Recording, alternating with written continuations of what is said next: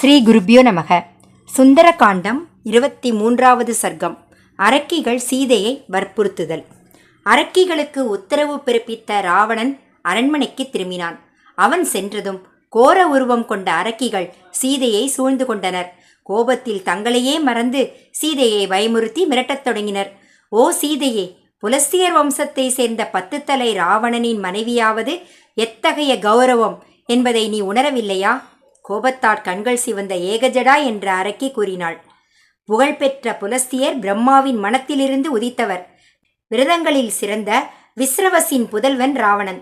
அரக்கர்குல அரசனின் மனைவியாக இருக்க தயாராகு. என் பேச்சை கேட்கப் போகிறாயா இல்லையா? பின் ஹரிஜடா என்ற அரக்கி கூறினாள். 33 கோடி தேவர்களையும் அவர்களுடைய அரசனையும் வென்ற அரக்கர் தலைவனின் மனைவியாக ஆக தயாராகு. பிரகாஷா என்ற அரக்கி கோபமாக பேசினாள். வீரத்துக்கும் பலத்துக்கும் பெயர் பெற்ற மாவீரனின் மனைவியாக இருக்க நீ விரும்பவில்லையா?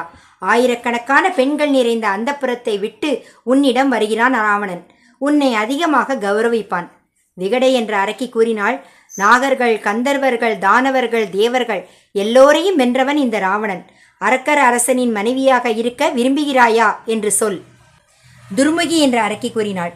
எவனை பார்த்து சூரியன் தன் வெப்பத்தை குறைக்கிறதோ, காற்று தன் வேகத்தை அடக்குகிறதோ, அந்த மன்னர்களுக்கெல்லாம் மன்னனான ராவணனின் விருப்பத்துக்கு இணங்கு. இல்லையெனில் உன் ஆயுள் குறையும். மற்ற அரக்கிகளும் சீதையை மிரட்டினர்.